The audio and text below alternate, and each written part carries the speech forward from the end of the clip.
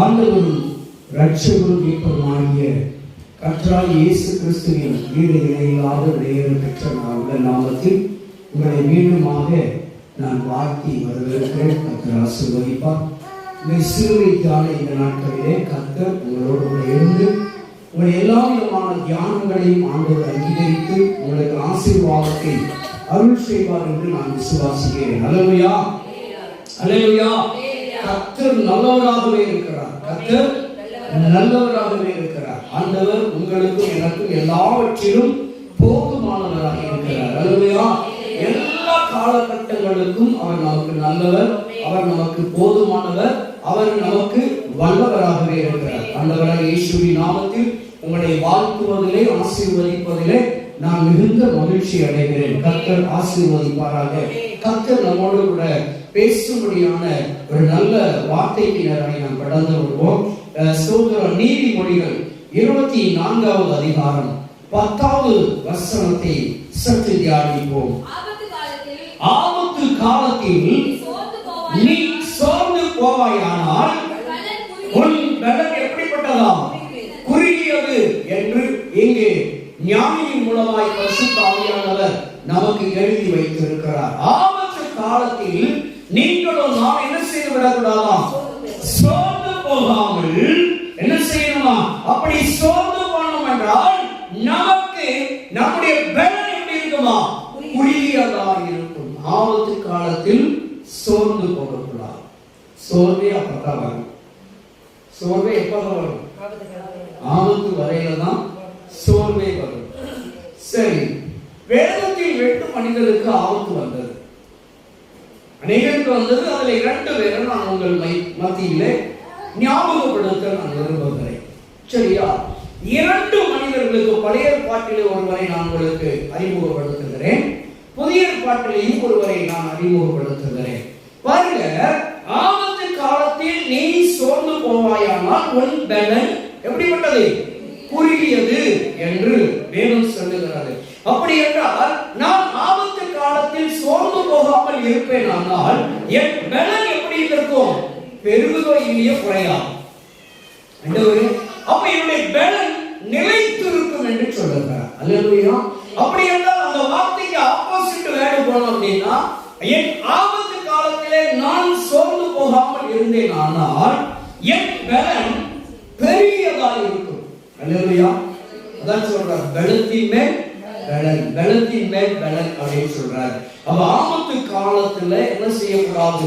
சோர்ந்து போகக்கூடாது. அப்போ ஆபத்து காலத்துலதான் 120ஆம் சங்கீதத்தில் முதல் வசனத்திலே தாவீது அபயமிடுகிறார். பார்ப்போம், வாசிங்க பார்ப்போம். என் நெருக்கத்திலே கர்த்தரை நோக்கி கூப்பிட்டேன், அவர் என்ன செய்தாராம்? எனக்கு செவி கொடுத்தார். ஆபத்து காலத்தில், நெருக்கத்தின் காலத்தில் யாரை நோக்கி கூப்பிட்டாராம்? கர்த்தரை நோக்கி கூப்பிடணும்.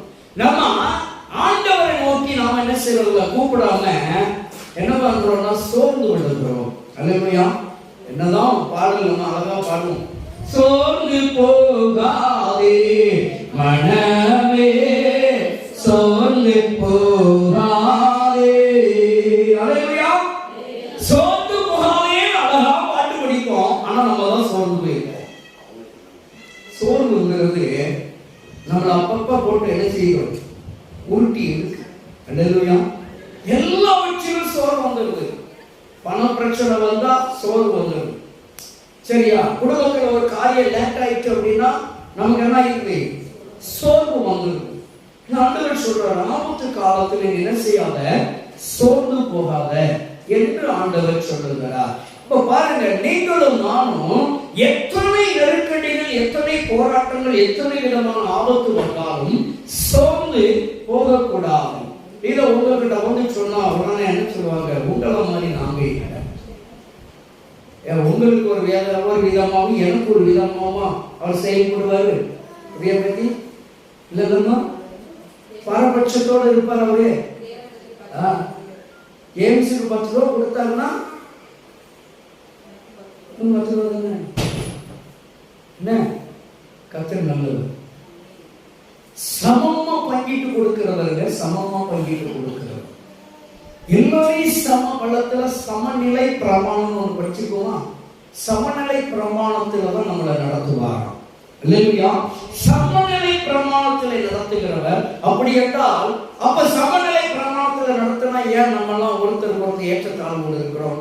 ஏதோ விதத்துல பொருளாதாரத்துல ஏதோ ஒரு ஆசீர்வாதத்துல சமமா இல்லையே அப்படின்னு கூட ஒரு கேள்வி எழுதலாம். அதற்கு கர்த்தர் பொறுப்பு இல்லை, நாம தான் பொறுப்பு. இல்லையா? அப்ப ஆபத்து காலத்தில் நம்ம என்ன செய்யக்கூடாது என்றால் சோர்ந்து போகக்கூடாது. கர்த்தர் நம்மோடு இருக்கிறார். கர்த்தர் நம்மோடு இருக்கிறார். ஏசாயா 43:1 சொல்லுகிறது. ஏசாயா 41:10 சொல்லுகிறது. பயப்படாதே இஸ்ரவேலே, யாக்கோபே, நீ பயப்படாதே, பலப்பட்டு திடமனதாயிரு, நான் உன்னை பெயர் சொல்லி அழைக்கின்றார், கலங்காதே திகையாதே என்று சொல்லுகிறார். ஆபத்து காலத்திலே பயப்படக்கூடாது, கலங்கக்கூடாது, திகைக்கக்கூடாது, திடம் கொள்ளணுமா, பலவடையும் என்று சொல்லுகிறார். ஆனா நம்ம ஆபத்து காலத்துல தான் நினைச்சிருவோம், சோர்ந்து போயிருவோம். அல்லேலூயா. மாம்ச சோர்வு வேற, ஆத்ம சோர்வு வேற. 10 நாள் சாப்பிடாம கிடந்தா அது மாம்ச சோர்வு. ஆனா ஆத்மாவோட சோர்வு இருக்கு பாருங்க, அதுதான் வரக்கூடாது. அல்லேலூயா. எப்பொழுதுமே ஆத்மா உற்சாகமா இருக்கணும். அதான் பாட்டு படிச்சோம், ஆத்மா வாழ்வது போல் எல்லாவற்றிலும் பெரிய மாணவனே உன் ஆத்மா வாழ்வது போல் நீ எல்லாவற்றிலும் வாழ்க சுகமாய் இரு மகனே.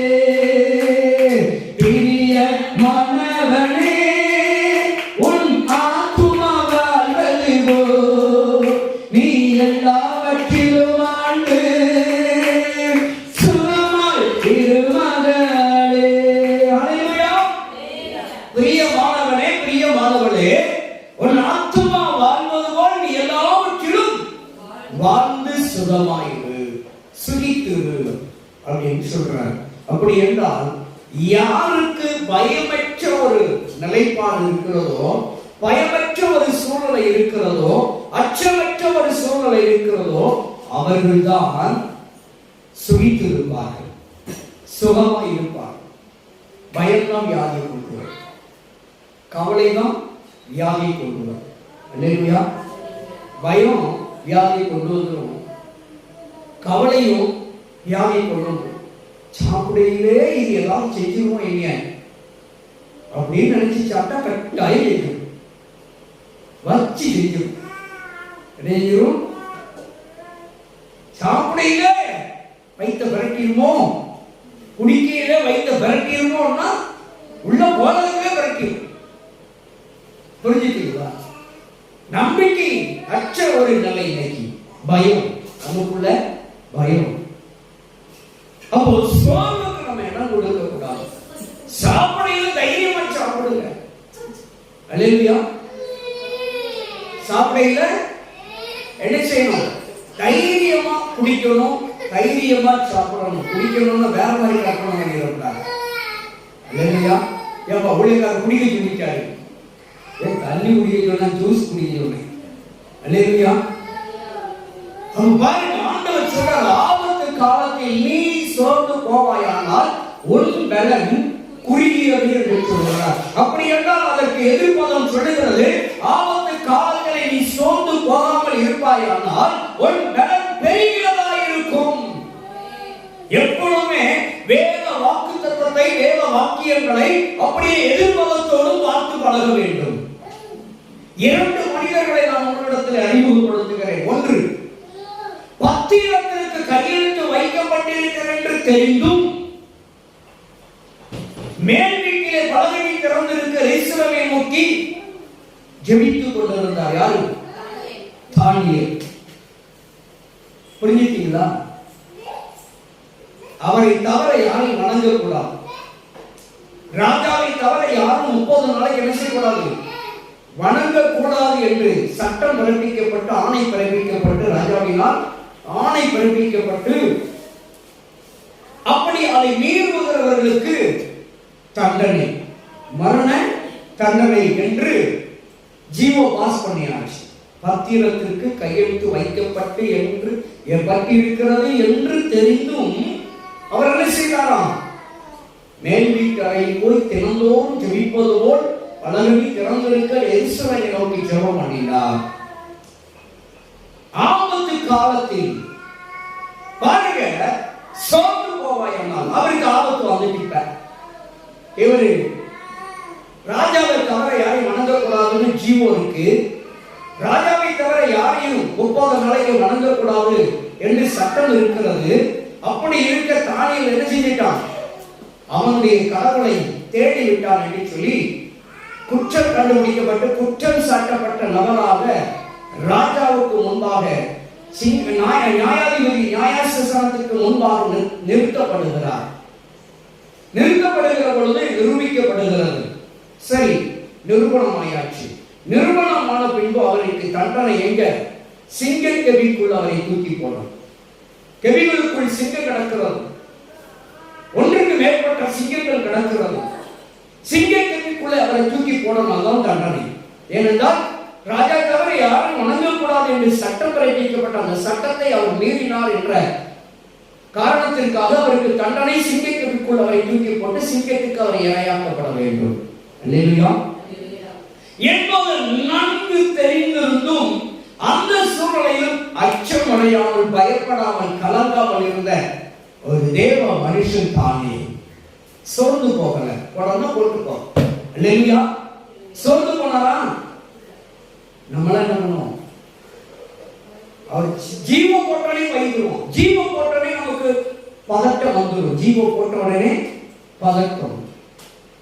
இல்லையா? ஜீவோ போட்டோடனே போடும். ஆணை பிறப்பித்த உடனே பயம், நமக்கு பதட்டம். அடுத்து யார் வரப்போறா தேர்தல், அடுத்து யார் வரப்போறா பிரதமரா, அடுத்து யார் வரப்போறா முதல்வரா, அவர் வந்தா இப்படி நடக்கும், இவர் வந்தா இப்படி நடக்கும். பயம் எதுக்குங்க? சோர்ந்து போகக்கூடாதுங்க. அந்த வேதம் சொல்லுகிறது, ராஜாக்களை தள்ளி ராஜாக்களை ஏற்படுத்துகிறது அவர்தாங்க. தீர்மானம் பண்றது அவர்தான். யார் வரணும் யார் வரக்கூடாது என்று தீர்மானிக்கிறது சர்வ வல்லமையுள்ள தேவன்.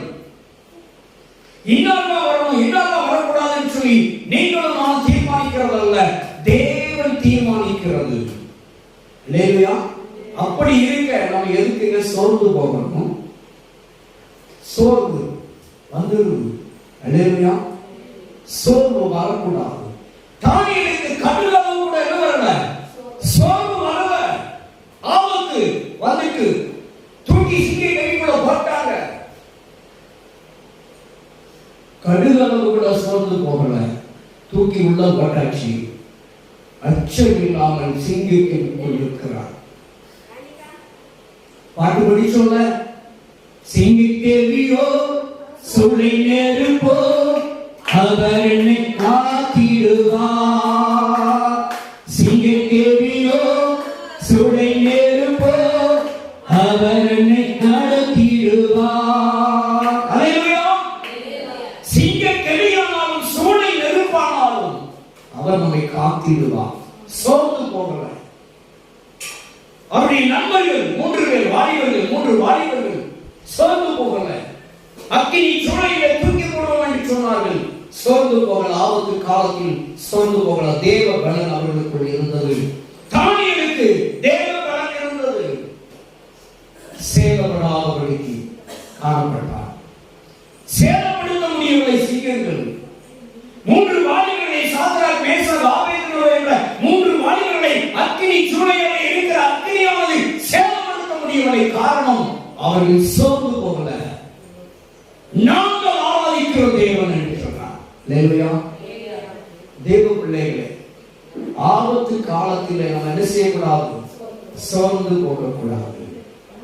சோர்ந்து போனோம்னா நம்முடைய பலன் குறுகிறது. சரியா? குறுகிருமா? நம்ம பலன் குறுகிரும். அது ஏன் அந்த இடத்துல என்ன பலன்? சரியா? உடனே எழுதுறாரு பலன். பலன் குறுகிரும் அப்படிங்கிறார். ஸ்ட்ரென்த். என்னுடைய பலன் குறுகிரும் அப்படின்னா நம்ம பலனை வச்சு சாதிச்சிடலாமா? நம்ம பலன் குறுகலன்னா சாதிச்சிடலாமா? நம்ம பலன் அங்க எழுதல. அதுல எழுதப்பட்ட பலன் யாருன்னா தெரியுமா? தாவீது பாடுகிறார், என் பலனாகிய கர்த்தாவே நான் உம்மில் அன்பு கூறுகிறேன்.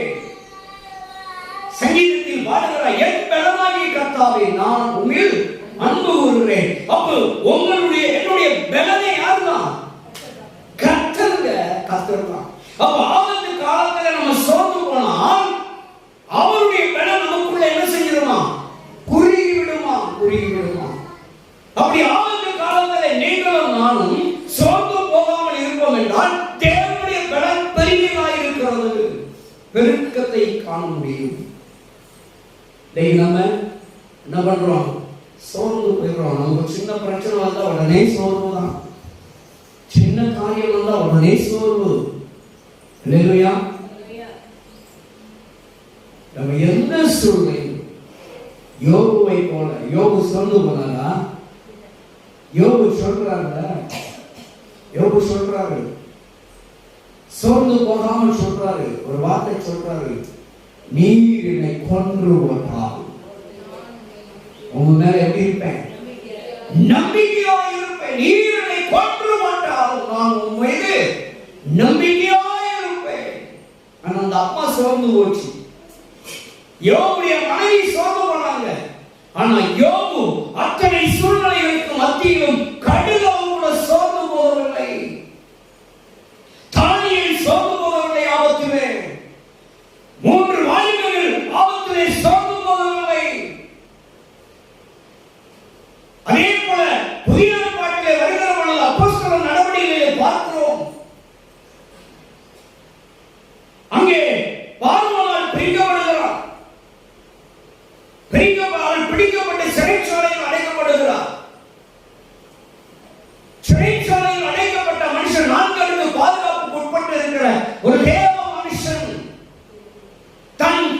தன்னுடைய தலை சிறைசேதம் பண்ணப்பட போகும் என்று தெரிந்திருந்தும் சோர்ந்து போகாமல் சிறைச்சாலையில் 4 அடுக்கு பாதுகாப்புக்கு உட்பட்ட சூழ்நிலையை அழகாய் நிம்மதியாய் தூங்கிக் கொண்டிருக்கிறார். நம்ம தூங்குவோமா? காலையில நம்ம தலையை எடுக்க போறாரு, ராத்திரி நமக்கு தூக்கம் வருமாங்க? சொல்லுங்க. தேவிக்கு மாத்திரை போட்டா கூட பேதி ஆகாது. ஆனா காலையில தலையை சிரசேதம் பண்ண தலையை எடுக்க போறாரு ஏறது அப்படின்னு தெரிஞ்ச உடனே நமக்கு என்ன ஆயிடும்? ஆட்டோமேட்டிக்கா யோசிச்சு பாருங்க. சோர்ந்தே போகல, கட்டுகளவு கூட சோர்ந்து போகல. பேதுரு நிம்மதியா சிறைச்சாலையிலே தூங்கிக் கொண்டிருக்கிறார், சோர்ந்து போகாமல். அதே போல பவுல் சீலாவை பிடித்து அடிக்கிறார்கள். அடித்து சிறைச்சாலையிலே கையும் காலையும் பிடித்து தொழுவத்திலே கட்டி சிறைச்சாலையில் வைத்திருக்கிறார்கள். சோர்ந்து போகல, கையின் காலங்களை கட்டியிருக்க, சரீரத்தில் அடிச்ச, சோர்ந்து போகாமல் பவுலும் சீலாவும் சிறைச்சாலையில் கர்த்தரை துதித்தார்களாம். அல்லேலூயா. சோர்ந்து போகல. நம்ம அந்த இடத்துல துதிப்போமா? சொல்லுங்க, யோசித்து பாருங்க. சோர்ந்து போகாமல் அத்தனை பிரச்சனைக்கு மத்தியில் அந்த ஆபத்து சூழ்நிலையில் கூட பவுலும் சீலாவும் சிறைச்சாலையில் துதித்தார்கள். அதனால்தான் தேவ பலன் அவர்களுக்கு பெருகியது. அதனால்தான் தேவ பலன் அங்கே பேதுருக்கு கடந்து வந்தது. ஆபத்து காலத்தில் நாம் சோர்ந்து போகக்கூடாது. என்னதான் ஆனாலுங்க, என்னதான் ஆனாலுங்க, என் மீட்பர் உயிரோடு இருக்கிறார். பாட்டு படிக்கிறோம். என்னதான் ஆனால் என்ன, என் மீட்பர் உயிரோடு தொடர்ந்து பயணம் செய்வே, என் துணையாளர் முன் செல்கிறார். என்னதான் ஆனால் என்ன, என் மீட்பர் உயிரோடு தொடர்ந்து பயணம் செய்வே, என் துணையாளர் முன் செல்கிறார். அல்லேலூயா. என்னதான் வாழ்க்கையில ஆனாலும் பரவாயில்லைங்க, நம்ம தொடர்ந்து பயணிக்க வேண்டும். சோர்ந்து போகக்கூடாது. கர்த்தருடைய பாதையிலே ஆண்டவருடைய வேதம் சொல்லுகிறது, சரீரத்தை அழிக்கிறவர்களுக்கு பயப்படாதீங்க, ஆத்துமாவை அழிக்கிற ஒருவருக்கே பயப்படுங்க. அல்லேலூயா. சரீரத்தை அழிக்கிறவர்களுக்கு தான் நம்ம பயப்படுறோம். ஆத்துமாவை அழிக்கிறவருக்கு நாம் என்ன செய்வதில்லை, பயப்படுறது இல்லை. சோர்ந்து போகக்கூடாது. உலகத்தில் என்ன நடந்தாலும் பரவாயில்லை, சோர்ந்தே போகக்கூடாது. அல்லேலூயா. அப்ப ஆண்டவர் நம்மளை பலப்படுத்துகிறார். கர்த்தருடைய பலம் நமக்கு பெருகணும் அப்படின்னா ஆபத்துல சோர்வை வெளிப்படுத்தக்கூடாது. இல்லையா? எந்த சூழலிலும் சோர்ந்து போகவே கூடாது. தேவன் நம்மளை பலப்படுத்துகிறார். ஒவ்வொரு நாளும் சொல்லுங்க, சோர்வு வருகிறது என்றால், நெருக்கம் வருகிறது என்றால், அசதி வருகிறது என்று சொன்னால், ஒரு கலக்கம் வருகிறது, ஒரு அச்சம் வருகிறது என்று சொன்னால் அடிக்கடி சொல்லுங்க, என் பலனாகி கர்த்தாவே நீர் என்னை அன்பு கூறுகிறேன், நான் உம்மில் அன்பு கூறுகிறேன். என் பலனாகி கர்த்தர், என் பலனாகி கர்த்தர். அவர் பலன் நமக்கு பெருகுமானால் நம்ம சோர்ந்து போக வேண்டிய அவசியம் கிடையாது. சோர்வுக்கு இடம் கொடுத்துட்டோம் அப்படின்னா கர்த்தருடைய பலன் நம்மில் குறைபடுகிறதாய் இருக்கிறது. தேவ பலன் மட்டும் நம்மை விட்டு குறையவே கூடாது, குறுகி போகவே கூடாது. நம்ம எவ்வளவுதான் நம்ம பலத்தினால சாதிக்கணும்னு நினைச்சாலும் சாதிக்க முடியாது. ஆனால் தேவ பலன் இருந்தால் எதையும் சாதிக்க முடியும். இல்லையா? இல்லை, மழைபோல் பிரச்சனை வந்தாலும் சரி, பனிபோல மாறத்தக்கதாய் அங்கே பதில் கிடைக்கும்.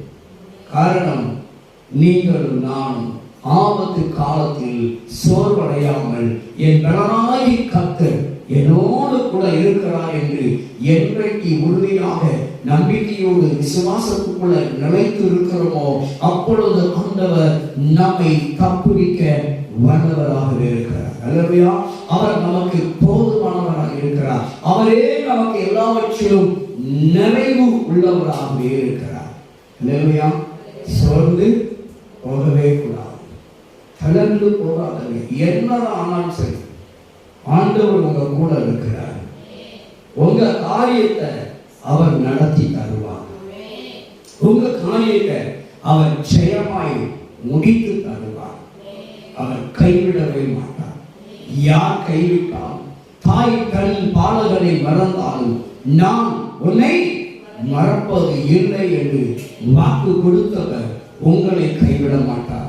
உங்கள் பிள்ளைகளை கைவிட மாட்டார். ஆபத்து காலத்திலே அன்பு சகோதரே சகோதரியே, என் அன்பு தேவ பிள்ளைகளை, நீங்கள் சோர்ந்து போகாதீர்கள்.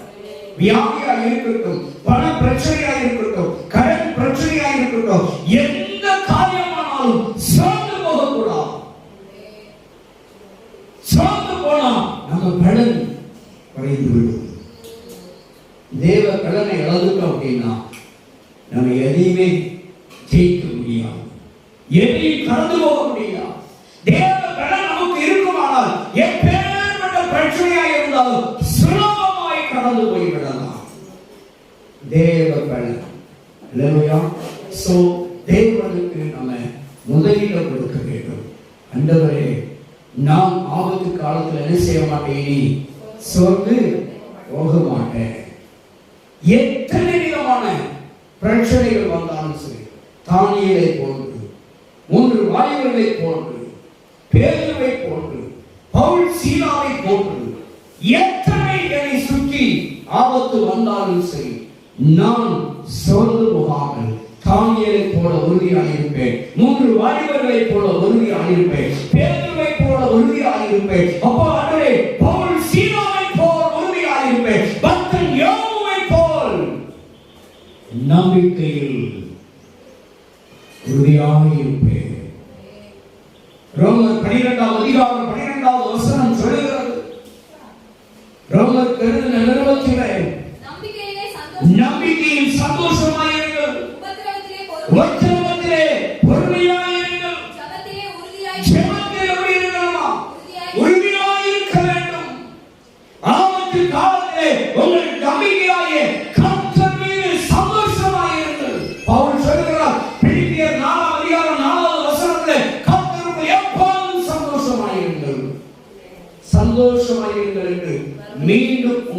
மறுபடியும் சொல்லுதலே, கர்த்தருக்குள் சந்தோஷமாயிருங்க. நம்பிக்கையில் எப்படி இருக்கணுமா? சந்தோஷமாயிருங்க. ஆபத்து காலம் வருகிற பொழுது உங்கள் நம்பிக்கையில சோர்ந்து போகாதுங்க. உங்க நம்பிக்கை கர்த்தர் தான். அல்லேலூயா. பொறுமை ரொம்ப அவசியம். உபத்திரவம், நெருக்கம், பிரச்சனை, போராட்டம், நிந்தை, அவமானம், கலக்கங்கள், வேதனைகள், வியாதிகள், வறுமைகள், தரித்திரங்கள், கடன் பிரச்சனை, என்ன தடைகள் வந்தாலும் பொறுமை ரொம்ப அவசியம்.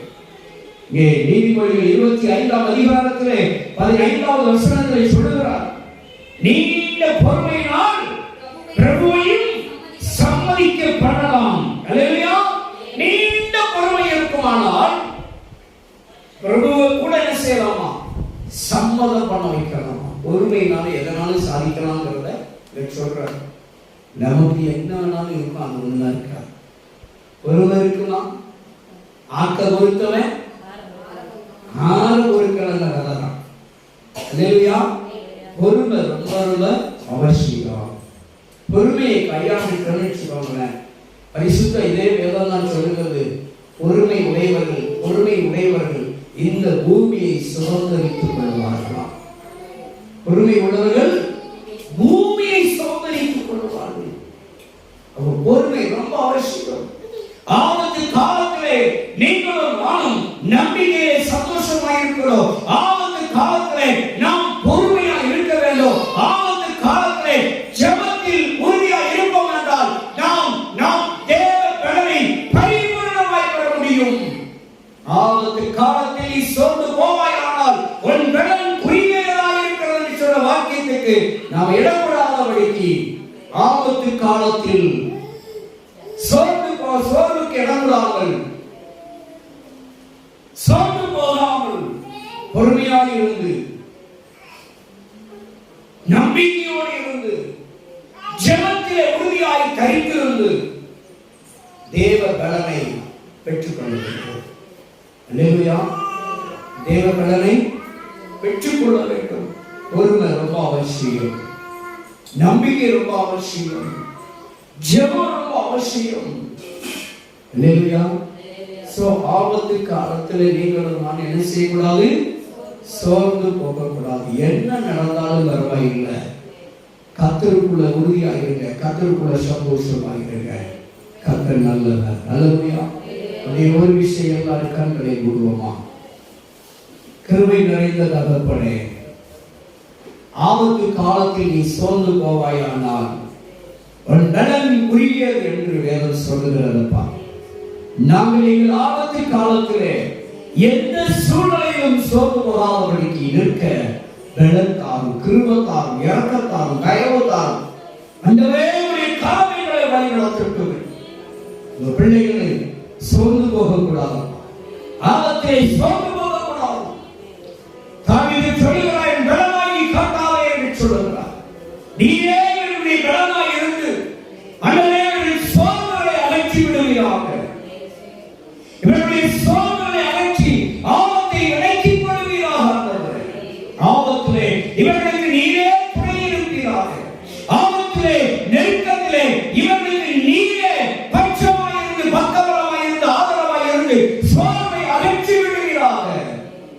உதவி செய்யப்பா. ஆபத்தில் சோர்ந்து போகாமல் உங்க பிள்ளைகள் நீடிய பொறுமையாக இருக்கிறதா? பொறுமையை கைகொள்ளட்டும் ஆண்டவரே. சோர்வுக்கு இடம் விடாமல் ஆபத்து காலத்தில் பொறுமையாக இருக்க உதவி செய்யப்பா. ஆண்டவரே உமக்கு ஸ்தோத்திரம். நம்பிக்கையில் ஆபத்து காலத்தில் சோர்ந்து போகாமல் நம்பிக்கையிலே கர்த்தரே என் தெய்வம் என்ற நம்பிக்கையிலே கர்த்தர் எனக்காக யாவையும் செய்து முடிப்பார் என்ற அந்த நம்பிக்கையிலே உங்க பிள்ளைகள் சோர்ந்து போகாமல் சந்தோஷமாக இருக்கிற ஆபத்து காலத்தில் கிருபை செய்யப்பா. கிருபை செய்ய உங்க பிள்ளைகளுக்கு ஆபத்து கட்டி சேரும் நேரத்தில் சோர்ந்து போகாமபடி ஜெபத்திலே தரித்திருந்து உறுதியாய் நிலைநிற்கட்டும் ஆண்டவரே. சோர்ந்து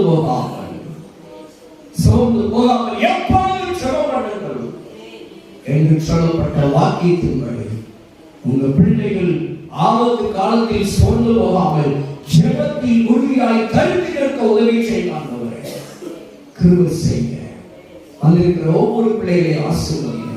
உங்கள் ஆபத்தில் நீரே துணை நின்று சோர்வுகளை அகற்றி பலனை பெருக செய்ய தேவ பலன் இவர்களுக்குள் குறுகி போகாதபடிக்கு குன்றி விடாதபடிக்கு ஆபத்து காலத்தில் இவர்களுடைய சோர்வுகளை அகற்றிவிட உதவி செய்யப்பா. ஒவ்வொருவரை ஆசீர்வதி, ஒவ்வொரு குடும்பத்தை ஆசீர்வதி, ஒவ்வொரு பிள்ளைகளை ஆசீர்வதி, ஒவ்வொரு ஊழியக்காரர்களை ஆசீர்வதி. குழந்தைகள், வாலிபர்கள், சிறுபிள்ளைகள், முதியவர்கள், பெரியவர்கள், அல்லது எல்லா பெற்றோரையும் ஆசீர்வதியும். சோர்வுகளை அகற்றிவிடுவீராக. ஆபத்திலே அவர்களுக்கு நீ துணை நிற்பீராக.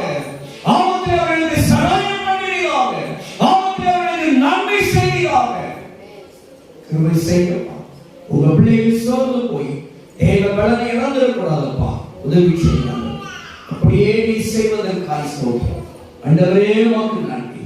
தானியேலை பலப்படுத்தினவர், 3 வாலிபர்களை பலப்படுத்தினவர், யோபுவை பலப்படுத்தினவர், பேதுருவை பலப்படுத்தினவர், பவுலை சீமோனை பலப்படுத்தினவர். இதோ உங்க பிள்ளைகளை ஆபத்து காலத்திலே சோர்ந்து போகாதபடி அவர்களை பலனை அணுவை பெருக செய்யும். பெருக செய்யலாம். கிருபை செய்ய ஆசீர்வதி. இயேசு கிறிஸ்துவின் நாமத்தில் ஜெபிக்கிறோம் நல்ல பிதாவே. ஆமென். எல்லாரும்